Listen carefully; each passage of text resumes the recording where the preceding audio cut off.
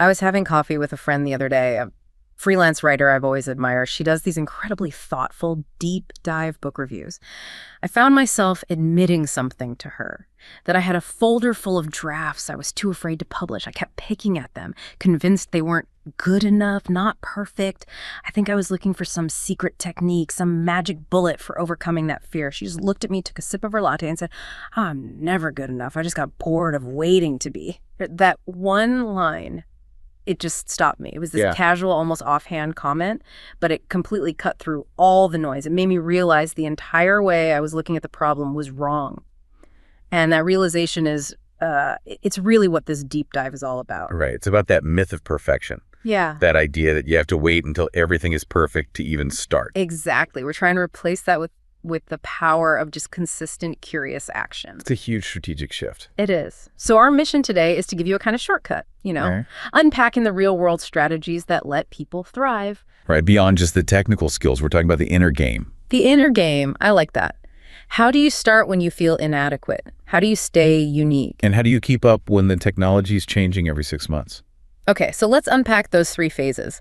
We should start where most people get stuck. At the beginning. The beginning. The ultimate barrier for, aspiring freelancers. Yeah. It's rarely a lack of skill. It's that fear of imperfection. Mm-hmm. What we call imposter syndrome. Yeah.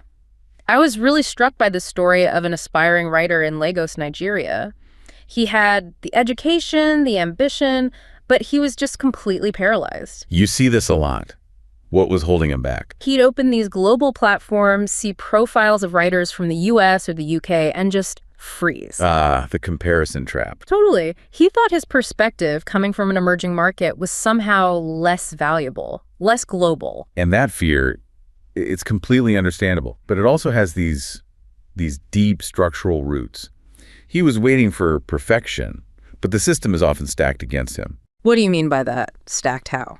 Well, the digital platform economy is actually booming in places like India, Mexico, Colombia. Mm-hmm. So the opportunity is definitely there. Okay. But getting started, it requires a pretty big investment. You need a good laptop, reliable internet. The startup capital, that first big jump. Precisely. And here's the kicker.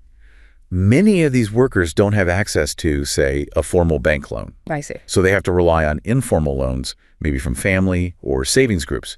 And that adds a huge amount of risk. So if you've stretched yourself financially just to buy the laptop? Then the pressure on that very first job to be absolutely perfect is just, it's immense. Wow. So his mental block wasn't just a confidence thing. It was tied to this huge financial risk. It's a feedback loop. High financial risk demands a perfect outcome. And when perfection feels impossible, You do nothing. You just freeze. he spent months just reading about freelancing instead of actually doing it. But his breakthrough, it was so simple. That's what's so powerful about it. What did he do? He realized the barrier wasn't the platform. It was his own mind demanding zero risk. So he stopped aiming for the perfect, high-paying client. And he aimed lower. Much lower. He applied for one small, imperfect, $20 blog tuning job. Low stakes. Smart. It was just about getting that first review, building a tiny bit of momentum. And that is the lesson for anyone starting out. The strategy isn't another business book. Yeah. It's the simple, messy act of starting. Right. You don't have to be the best to start. You have to start. Okay, so once you get past that beginner hurdle, the whole game changes. Dramatically. You're in, you're paying the bills, but now you hit the mid-career challenge. Which brings us to Ji Young, an experienced content creator in Seoul. She was successful, technically very good, but she felt hollow. Just another voice in the noise, I think she said. Exactly. This is where skill isn't enough anymore. Right. Because in today's market, everyone's content is technically good. So the key thing becomes differentiation. But how do you differentiate when everyone is an expert? Well, it comes down to what we call brand equity. And it's not just a marketing buzzword. Okay, break that down for us. What are the parts of that? It's basically 3 things. First, brand awareness. Do people know who you are? Sure. Second, brand loyalty. Do they choose you over and over? Yeah. And third, perceived quality. The audience's belief that you have a unique expertise. And where was Ji Young falling short? She had awareness, and general quality was fine, but she was losing loyalty because she was just chasing trends, copying what was popular. She was optimizing for traffic, not for a real connection. Exactly. And her pivot here is fascinating. She didn't go look at what her competitors were doing. No, she did the opposite. She looked completely inward to something totally outside her professional field. Her hobby, traditional Korean ink painting. I mean, she started using metaphors from painting to talk about business strategy. Sounds kind of crazy, doesn't it? A little bit. Was that a huge It was a calculated one. Right. And it paid off because it was so unexpected. How so? It immediately solved her brand equity problem. Her perceived quality shot up because she was combining two different fields. Art and business. And it built this fierce loyalty because her audience knew she wasn't just giving them generic advice. She was offering a truly unique perspective. So the painting wasn't just a gimmick. Not at all. It was the mechanism for her authenticity. She chose to be uniquely her rather than the best general expert. She found her voice by looking inward, not outward. That focus on unique value, it gets even more intense at the specialist level, right? Yeah. In really fast-moving industries. Oh, absolutely. Which brings us to your final case. Right, Marcus. A freelance technical writer in Berlin specializing in AI and software. A field that might be obsolete in, 6 months? I know. His challenge wasn't starting, it was just maintaining quality. How do you stay an expert when the definition of expertise changes every few months? It sounds exhausting. It is. And he's right on the front lines of how AI is changing his job. The biggest shift for him is who or what he's writing for. What do you mean? His audience isn't just human developers anymore. It now includes machines. Machines? You mean like AI tools? Exactly. Large language models, search engines.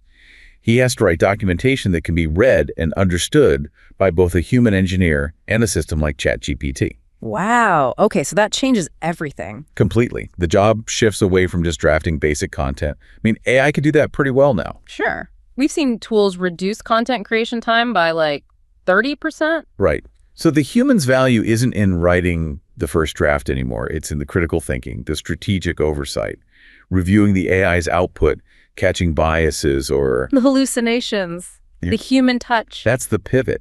But to provide that high-level oversight, you have to be learning at the speed of the technology. Which takes time and money. I remember seeing a stat that something like 45% of workers felt they lacked the capital for that kind of continuous upskilling. It's a terrifying number. Yeah. You know you need to learn, but the pull of billable client hours is constant. It's a vicious cycle. So how did Marcus break it? He reframed what discipline meant. His solution wasn't just to work harder. It was about mandating strategic input. Input. What does that look like in practice? He scheduled it. He created curiosity time, 5 hours, every single Friday, non-negotiable. So instead of client work, he was tinkering with new software, reading dense white papers, attending developer talks. He was investing in his own knowledge base. He basically made continuous learning his most important deliverable. Precisely. Because he realized his true product wasn't the document he was writing. It was his ability to synthesize new, complex information.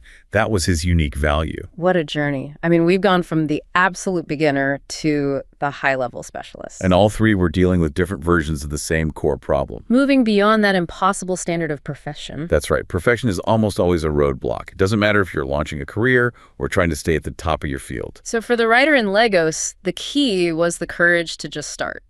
Imperfectly, yeah. Action over fear. For the creator in Seoul, Ji Young, it was curiosity, looking inward to find what made her unique. That authenticity piece, so crucial. And finally, for Marcus, the specialist, it was the discipline to make learning the real work. To treat that time as non-negotiable, at the end of the day, it all comes down to a belief.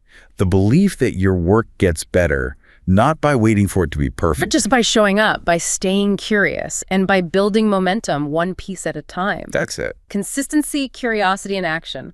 That is the winning strategy.